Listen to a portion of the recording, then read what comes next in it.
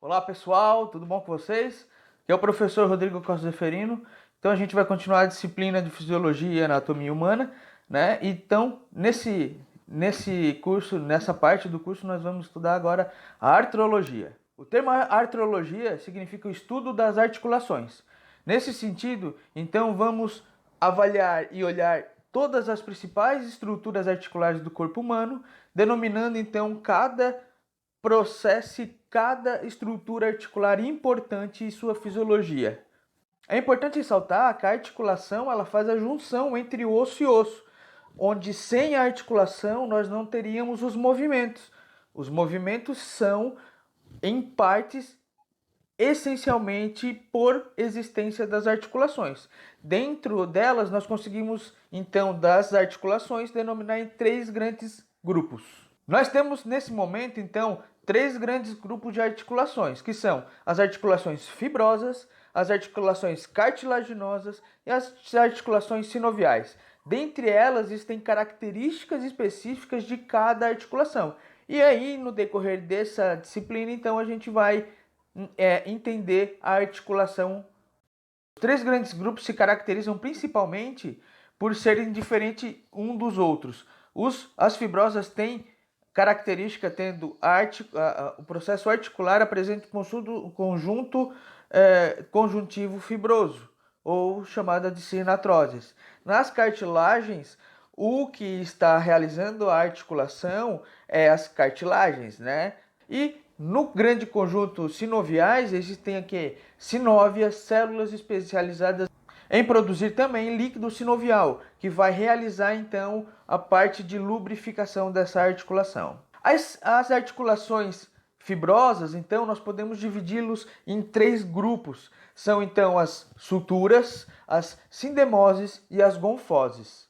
As suturas, elas são encontradas principalmente na região do crânio e são muito importantes no seu desenvolvimento. As suturas, elas são importantes articulações que estão presentes no crânio, que com o passar dos anos, nós tendemos a ter então a uma limitação desse processo articular. É importante salientar que no processo de desenvolvimento humano, quanto mais o ser humano é mais desenvolvido no fator de idade, né, esse ser humano ele vai ter menos mobilidade do crânio. Então, crianças recém-nascidos, que a gente for ver então, né, crianças que têm as fontanelas, que são aquelas moleirinhas, aquelas na realidade são articulações fibrosas, que com o passar dos anos elas vão diminuindo a sua movimentação articular e ficando mais grudadinhas. É importante salientar que temos nomes para as estruturas dessas suturas, essas articulações suturais do crânio, né? Então nós temos lá no nosso slide número 33, ele tem então o osso frontal, que é, né, o primeiro osso lá, que é o osso da frente. Nós temos o parietal, que são os dois dos lados, né? O occipital, que é o de trás. A bragma, que na realidade é aquela parte da sutura. Temos ali o lambda, que é a sutura lambda, tá? A sutura sagital, que está em número 7, e ali se a gente for ver, aquilo é uma sutura e ele vai se interligando, e a sutura lambdoide, que está então ali no número 9. Lembrem que todas essas têm nome e são importantes na sua articulação do crânio, o que aumentou então, e com o desenvolvimento, com a evolução, facilitou com que o nosso cérebro aumentasse de tamanho, e isso não limitando o seu espaço dentro desse crânio. A sindesmose ela é uma articulação que está intraósseis. Na realidade, ela está interligando dois ossos, como por exemplo, é uma fibra que interliga o rádio e a ulna. Então, nesse momento, nós temos entre eles uma articulação para que se mantenham estáveis. Lembrem que se vocês comerem uma asinha de galinha, vocês vão ver que no meinho tem uma fibrinha dentro delas que não deixa com que esses ossos se movimentem de uma maneira errônea.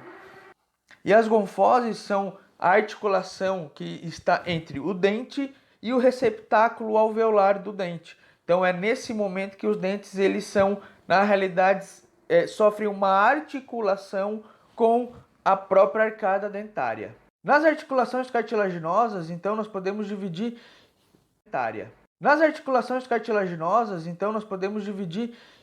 em dois grupos, que o que se interpõe entre eles é a cartilagem. A articulação entre dois ossos é a cartilagem.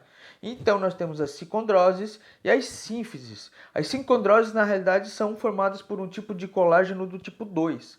E as sínfises na realidade são cartilagens um pouco mais fibrosas, que aguentam mais resistência. Então a gente vai entender qual é a básica diferença entre as duas. Temos como exemplo as sicondroses das primeiras costelas, a interligação, né? A relação, a articulação entre os ossos das primeiras costelas e os externos são um exemplo de sicondroses permanentes, tá? E também temos as sínfises, que são um exemplo principal é a sínfise púbica, que está interligando então os dois ossos da pelve. Lembramos também que as vértebras entre os ossos da coluna vertebral também podem ser consideradas sínfises, que são resistentes contra o impacto e mantêm então a mobilidade entre os ossos da coluna vertebral. É importante salientar que existem patologias que essa disco intervertebral ele se desloca e muitas vezes pode pressionar a medula espinhal. E isso se chama de hérnia de disco. Muitos deles podem ocasionar então problema relacionado a formigamento de determinada localização dos braços, pernas, dependendo do local, e ela é muito problemática porque pode levar assim a uma compressão total da medula espinhal e você perder o movimento. Temos também o tipo de articulação sinovial, que na realidade existem estruturas que dão o suporte para o nome sinovial. Então, existe um líquido que é produzido dentro dessa estrutura e essa estrutura é caracterizada por possuir uma cartilagem articular nos ossos, né? Cartilagem nos ossos que formam a articulação, a cápsula articular inteira, né? E a cavidade articular, onde você vai ter o líquido e mais algumas estruturas que vão vir dando maior suporte ou não. Vai depender, sim, do tipo de localização dessa articulação. Porém, todas elas que são sinoviais existem essas características importantes, essas três que eu falei anteriormente, e a gente tem que lembrar que essas sinóvias são formadas por células, membranas celulares. Essas células que são finas membranas celulares formadas por camada fina de célula, elas que produzem esse líquido. Então imaginem bem, se você tem uma doença autoimune, muitas vezes pode ser uma artrite, né? Uma artrite normalmente é uma doença autoimune, que é uma doença autoimune. Então você tem um ataque a essas células que produzem sinóvia, um ataque a todo o processo articular, ossos e tudo mais. Temos dois grandes exemplos desse grupo de articulação sinovial. Uma delas são os dedos, onde na realidade nós temos todos esses componentes que eu falei anteriormente: líquido sinovial, a cartilagem articular, a cavidade articular, a cápsula articular e a membrana, que na realidade é ela que forma e faz e protege o líquido também sinovial. Nós temos também esse exemplo dos dedos, mas temos um outro tipo de articulação sinovial, que é a articulação do joelho, onde nós temos acessórios que vão ajudar a esta estabilização, como por exemplo os ligamentos. Então a gente vai entender um pouco mais sobre o joelho. Então, nessas articulações, como por exemplo do joelho, com esses acessórios adicionais, nós temos então os ligamentos que são extracapsulares, ou seja, fora da cápsula, que limitam o movimento dessa articulação. E isso é que é importante, a gente tentar entender que essa articulação tem que se manter estável. Se eu tenho o fêmur e tenho a tíbia e a fíbula aqui, elas não podem sair para os dois lados ou simplesmente uma ir para baixo e outra para cima. Mantém uma estabilidade que a gente mantém então a estrutura correta, fazendo um movimento correto.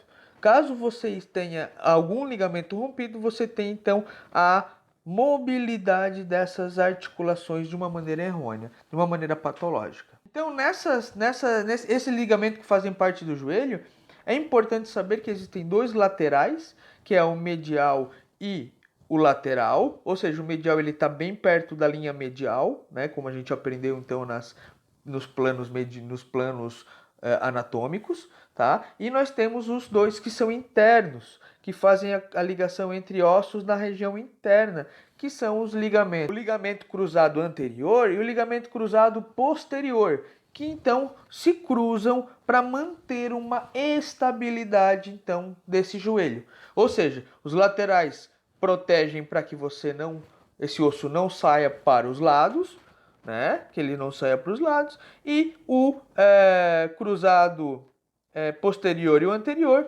não deixa com que esse osso se desgrude um do outro. Então, como vocês percebem na imagem, essa imagem demonstra então os ligamentos e toda a estrutura do joelho, toda a estrutura que faz parte da articulação do joelho, tá? E que é importante para manter a estabilidade. Além dos ligamentos, a cápsula articular, existem também nessa região da articulação sinovial, principalmente do joelho, meniscos. Menisco medial e o menisco lateral, que fazem uma proteção desses ossos para que diminua o seu atrito e o seu contato. Ou seja, é uma proteção. Quando você tem danos nesse menisco, você tem uma grande chance que esses dois ossos, o fêmur, como a tíbia e a fíbula, aquela parte da articulação, tenham contato e tenham problemas em relação a isso. Então, esses danos, essas articulações com acessórios, são importantes para que você tenha um melhor cuidado dela. Né? Você tem mais proteção dessa articulação. Quando você tem dano em algum ligamento ou alguma cartilagem, algum menisco, você pode levar a ter dano também em toda a articulação e, consequentemente, ter problemas na sua locomoção. Pessoal, que quando nós temos osso com osso, nós temos um processo de articulação. Essa articulação existe em várias partes do corpo, como nós vamos ver ali no slide número 23. Então, nós temos a articulação da cabeça, pescoço, coluna vertebral. Então, toda essa parte articular de osso com osso é importante nós sabermos. Porque muitas vezes você não está apenas numa lesão, numa articulaçãozinha, numa dor nas costas. Você pega, por exemplo, uma dorzinha nas costas, pode ser na articulação, pode ser muscular. Então, muitas coisas podem ser. A gente tem que pensar muito mais num algo complexo do que algo simples, tá? Então, nós temos ali a articulação da própria coluna vertebral, do tórax da pelve, como por exemplo a articulação de todo o tórax, de toda a coluna com os ossos, com o externo, com toda a parte da clavícula, da escápula, articulando com outros ossos também. Então, como eu já comentei aqui, é importante a gente falar também da articulação do ombro, que é formado por 3 ossos, né? A clavícula, a escápula e também o osso húmero. E essa articulação ela tem algo auxiliar, que vamos dizer assim, é algo que não deixa com que esse músculo que está por cima, que é um músculo deltoide, que ele não tenha fricção e o contato, né, com esse osso. Então nós temos assim um processo de você diminuir o dano por uma bolsa, a bolsa subdeltoidea, que é conhecida como bursa. Então, muitas vezes, dependendo dos movimentos que você vai fazer, se é extremamente repetitivos e isso causa uma lesão, que é a chamada LER, você pode ter então uma bursite, que é uma inflamação na bursa. Então, você pode ter esses problemas relacionados a isso.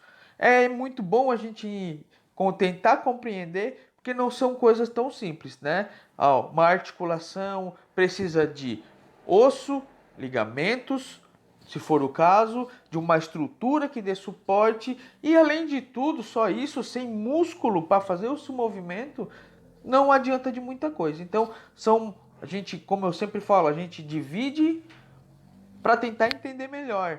Mas a gente tem que, na realidade, tentar entender com tudo junto, vocês uma tenham lógica. cuidado dessa Primeira videoaula, fisiologia estou e aprendendo a anatomia são fazer. lógicas. Estou Certo, aprendendo a aprender novamente, porque não é fácil, tá? E eu espero que vocês aí, se quiserem, podem dar um gostei ou algo parecido com isso, que eu também vou adicionar, eu acho que no YouTube, estou falando para vocês, mas não sei, tá? Mas eu quero que vocês, então, por favor, guardem essa aula, estudem um pouco dessa aula, é um pouco das aulas que a gente que eu estou passando por áudio para vocês, Então, é uma ajuda a mais para vocês estarem pensando. Muito obrigado e vamos nessa!